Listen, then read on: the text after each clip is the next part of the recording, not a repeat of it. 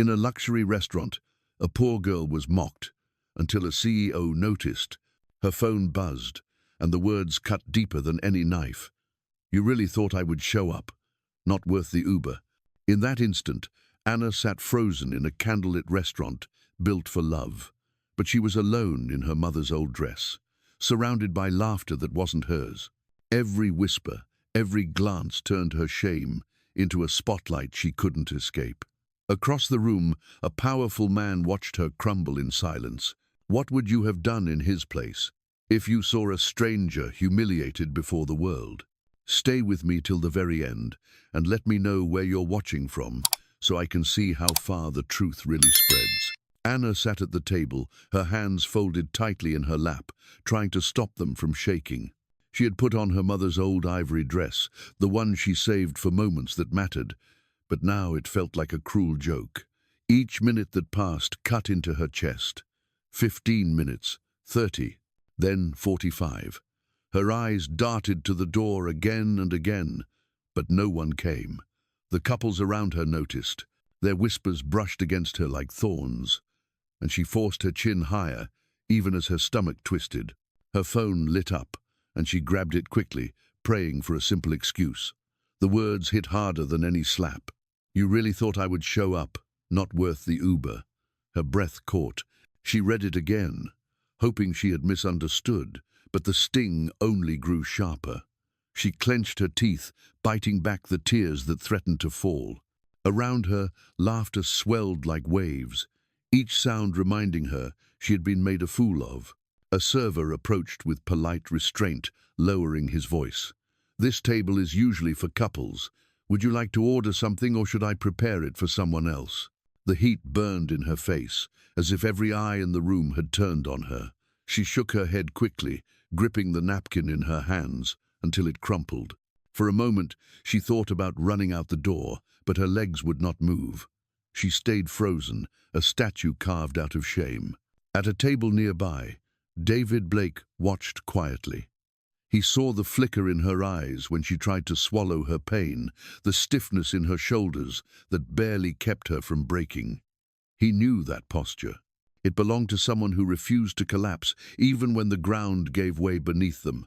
And in that moment, though she sat alone, he could not look away. Anna pushed her chair back, her knees weak, her vision blurred. She wanted to disappear before someone laughed out loud, before her shame spilled over into tears. Just as she gathered her purse, a server appeared at her side, setting down a plate of pasta and a glass of rosé. He spoke gently, saying it had already been taken care of. Anna froze, her breath caught in her throat. For a split second, she thought Aaron had set up another cruel trick. Her pulse raced, anger and fear colliding inside her. She shook her head, stammering that she had not ordered anything. The server only nodded, repeating that her bill was already paid. Anna's hands trembled as she looked around the room. She could not tell if the couples nearby were smirking or if her imagination had twisted every glance into judgment. She whispered to herself that she would not touch it, that she would rather leave hungry than play into someone's joke. Her chest ached, but her pride held her still. Then a man rose from the nearby table. David walked toward her with an ease that did not belong to mockery. He stopped just close enough for her to hear without anyone else listening in. His voice was low, steady, almost quiet. "It is not charity," he said. "It is just dinner. You deserve to eat without being humiliated." Anna blinked hard, unable to form words. No one had ever spoken to her like that. Not when she was small, not when she was left waiting by others. She searched his face, trying to find the smirk, the pity, the hidden motive, but his eyes held nothing sharp. They carried only a calmness that unsettled her even more. Her lips parted, but all she managed was a whisper that he did not have to do this. "I know," he answered simply. He did not sit down right away, did not try to take over the moment. He only placed a hand on the back of the empty chair across from her, waiting as if to ask without asking. Anna's throat tightened. A part of her wanted to run, to hold on to her walls, to believe this was dangerous. Another part, buried deep, longed for one human gesture of kindness to be real. Slowly, she lowered herself back into her seat. Her fingers rested on the edge of the table, still tense, still afraid. The plate of pasta sent up a warm scent, reminding her of how empty her stomach was. She had not eaten properly in days, saving every dollar for rent and textbooks. Her pride screamed against lifting the fork, but her hunger begged her to let go. She hated that she could not decide which voice to follow. David remained across from her, patient, unhurried. He did not ask her name, did not ask for thanks. Instead, he said softly that sometimes the hardest thing was allowing yourself to take what you needed. His words sank deeper than she wanted them to. Anna looked down, ashamed of her own shaking hands. But when she risked another glance at him, he was not staring at her flaws. He was simply present, steady in a way she had never known. For the first time that evening, her chest loosened, just a little. She picked up the fork, her movements hesitant, like someone testing fragile ground. The first bite nearly undid her. Warmth spread through her body, and with it, tears she could no longer hold back. She turned away quickly, pressing her lips together to hide the sound of her sob. David said nothing. He only sat there, letting her have the dignity of silence. David finally lowered himself into the chair across from her. He did not look rushed, and he did not try to fill the silence with polite words. After a moment, he said that he had once been the one sitting alone, waiting for someone who never came. His tone was calm, but the weight of memory was in his eyes. He admitted that back then he had believed his worth depended on whether others showed up for him. And when they didn't, he thought he was nothing. Anna sat still, the fork paused in her hand. She had expected pity or judgment, but not this quiet confession. Something in his voice cut through her defenses, as if he had reached into the part of her she never let anyone see. No one had ever told her they understood why she still hoped, why she still showed up, even when life had mocked her for it. People usually shook their heads, called her naive, and told her to grow tougher. But here was a man saying that belief itself still mattered. Her chest tightened, not from shame this time, but from recognition. She whispered that maybe hope made people foolish, but she did not know how else to keep moving. He nodded, saying softly that foolishness was just another word for courage. For the first time that night, she felt her lips curve into the smallest smile. It was not gratitude for the meal, but relief that someone finally named her hope as strength instead of weakness. When she looked up again, David was already reaching into his jacket. He placed a small card on the table and said he often stopped by a cafe near her campus, usually for coffee, not company. She glanced at it, unsure whether to thank him or to guard herself. But his expression held no expectation. He rose without waiting for her answer, gave a quiet nod, and walked away. For a long moment Anna sat there, staring at the card. Her heart ached, yet for the first time in years it also felt seen. Anna had not planned to see him again. A week later she stopped by the cafe near the library, just hoping for a quiet hour before her next class. When she walked in and spotted David at a corner table, laptop open, she froze. He looked up at the same moment and gave a nod, nothing more, like two acquaintances crossing paths. Somehow, that small gesture calmed her nerves. She ordered her coffee, and before she realized it, she was sitting across from him. They did not talk about the night at the restaurant. Instead, David asked how she liked her coffee. She admitted she only bought plain black because it was the cheapest. He chuckled and told her she was braver than him. He always ordered lattes with too much sugar and then pretended he cared about health when someone asked. The way he said it made her laugh, and the sound surprised her. It felt foreign, yet it loosened something inside her chest. David leaned back and told her about a marketing disaster at his company. They had launched a toddler snack line with a slogan that accidentally sounded like chewing gum for babies. The internet had roasted them, and a meme of him had gone viral. Anna covered her mouth, laughing harder than she meant to. She tried to apologize, but he waved it off, grinning. He said that sometimes the only way to survive failure was to laugh with everyone else. For a moment, he was not a CEO, not a man carrying grief, but simply someone who knew how to laugh at himself. Anna found herself sharing more than she had planned. She told him about the time she cut her own bangs with safety scissors and had to wear a headband for a month. David laughed so hard he almost spilled his coffee. He teased that she must have been a fearless child, and she replied that maybe just stubborn. The back and forth felt easy, unforced. She realized she had not felt this kind of comfort in years. They talked about small things, like favorite snacks and odd professors at her school. Each story made her forget how guarded she usually was. At one point she looked down and realized her hands were relaxed on the table instead of curled tight in her lap. She wondered how something so ordinary could feel so rare. She wondered why she trusted this man when she barely knew him. When it was time for her to leave, she expected him to ask for her number or to press for another meeting. Instead, David just smiled and said he hoped her next class was not too boring. He let her go without holding her in place, and that made her pause at the door. She turned back once and saw him already back at his laptop, not chasing after her, just letting her exist on her own terms. That quiet respect sank deeper than any compliment. Walking outside, Anna caught herself smiling. It was not the giddy smile of someone flattered by attention. It was softer, steadier, like she had been allowed to breathe freely for the first time in a long while. She realized that in the span of an hour, over coffee and laughter, a stranger had reminded her of something she thought she had lost. She still deserved to be seen, not as a burden or a joke, but as a person worth listening to. Anna walked into the library with a stack of books in her arms, her mind focused on an upcoming exam. As she turned the corner, she stopped. David was there, standing by the children's section, holding the hand of a little girl with wide brown eyes.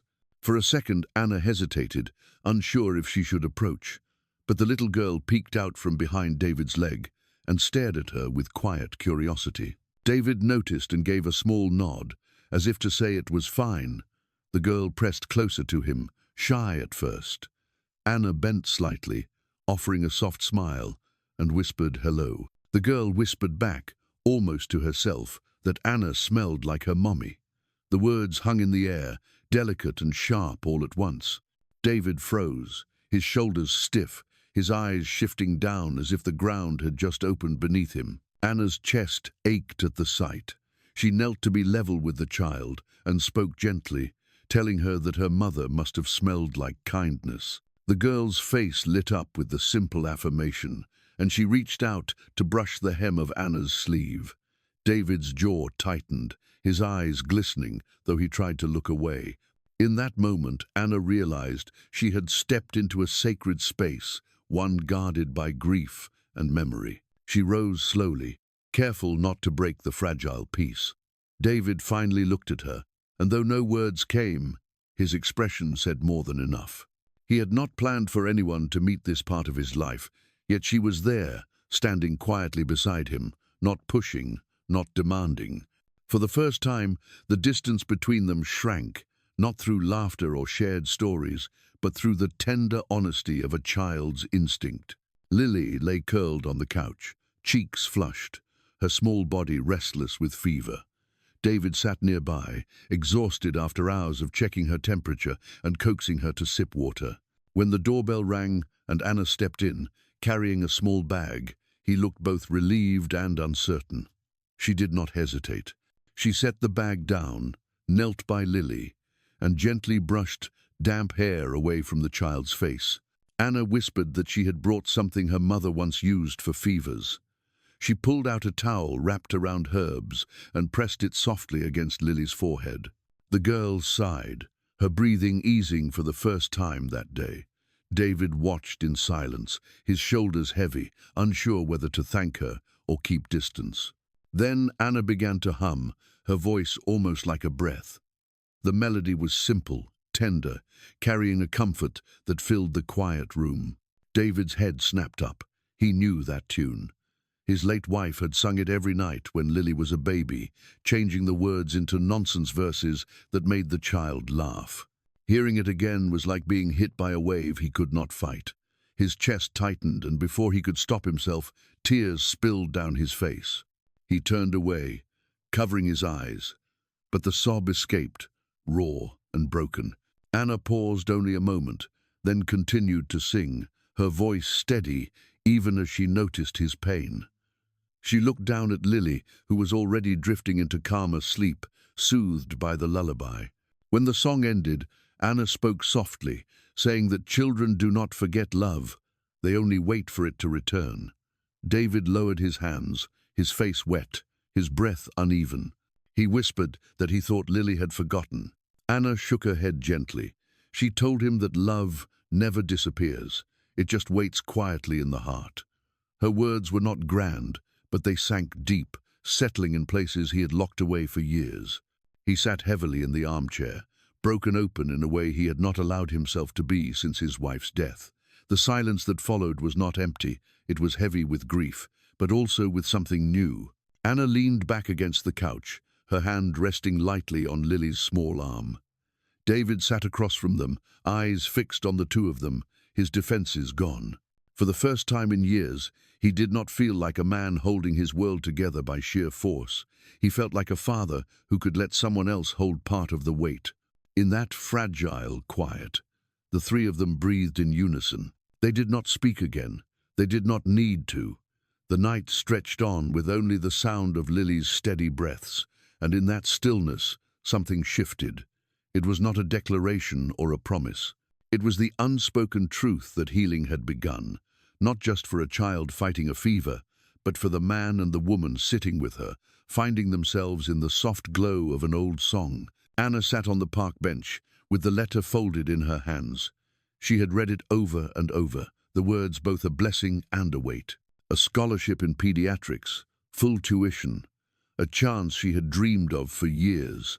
Yet her chest tightened because it meant leaving. David sat beside her, watching Lily chase bubbles across the grass.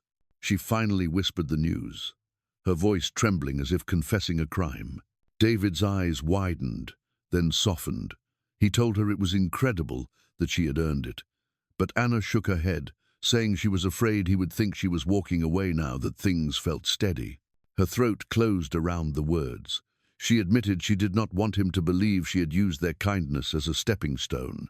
For a moment, she could not meet his eyes. David's hand rested gently over hers. He said love was not about holding someone down. Love was letting them fly without clipping their wings. His voice carried no bitterness, only quiet truth. Anna's eyes filled as she finally looked up at him. The steadiness in his gaze broke something inside her, and tears slid down her cheeks before she could stop them. Later that night, Lily sat at the kitchen table with colored paper and scissors. She made a chain of little paper links, each one to mark a week, until Anna came back. She explained with all the seriousness of a 4-year-old that they would tear one link every week so the days would not feel too long. When she placed the chain in Anna's lap, the girl could only pull her close and hold her tight. The goodbye carried tears, but not despair. Anna kissed Lily's hair and whispered she would return. She turned to David, who stood quietly by the door, his eyes warm, even as they glistened. He did not say, "Wait for me," and she did not ask for promises. Instead, in that fragile silence, they gave each other something greater, a love strong enough to survive distance. Anna returned with her white coat neatly folded in her bag, and her nursing degree clutched like proof of everything she had fought for. A year had passed, yet the moment she stepped back into the city, she felt the pull of the life she had left behind. When she received the invitation to David's product launch, her heart beat faster than it should have. She went, unsure what to expect, but certain she had to see him again. The event was filled with polished displays and the hum of polite conversation. David stood at the podium, his voice steady as he introduced a line of products called Her First Spoon.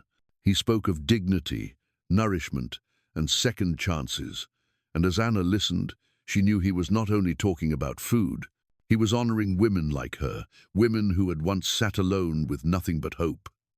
His words pressed into her chest, warming the places that had once been hollow. When the speech ended and the applause faded, David stepped down from the stage. He did not linger with the investors or the press. He walked directly to her, his gaze steady, as if he had known she would come. Standing before her, he reached into his pocket and pulled out a small box. Opening it, He revealed a simple ring, nothing extravagant, just honest. He told her he did not want to save her.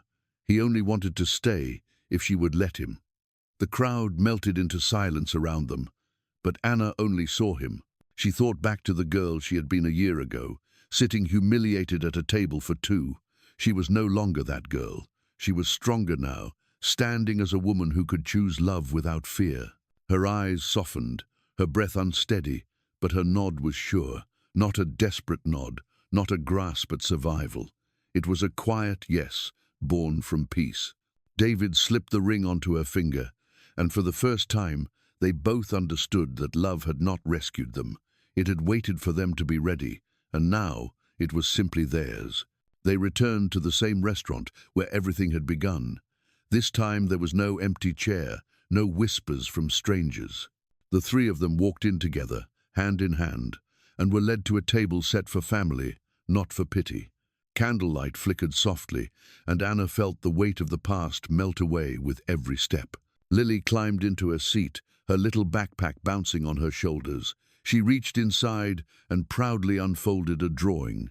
It showed three figures at a table, one tall with glasses, one with long hair, and one small with pigtails. She pointed at the woman in the picture and said, "Mommy Anna," with a grin that made the whole room brighter. David glanced at Anna, his eyes shining with a pride too deep for words. Anna's throat tightened as she traced the lines of the drawing with her fingertip. She looked at David, then whispered that he had never been late. She had only needed to believe long enough to wait. David reached across the table, their hands meeting over the bread basket. The soft glow of the candles reflected in Lily's eyes as she giggled, and in that moment, they were not broken pieces anymore. They were simply a family. From one cruel night of humiliation to the quiet strength of a love that healed her wounds, Anna's journey reminds us that even broken hearts can find their way home. What began as a stranger's kindness became the seed of family, teaching us that love is not rescue, but the courage to stay.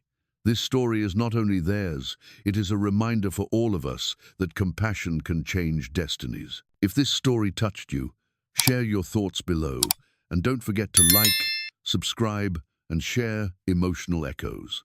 Thanks for listening.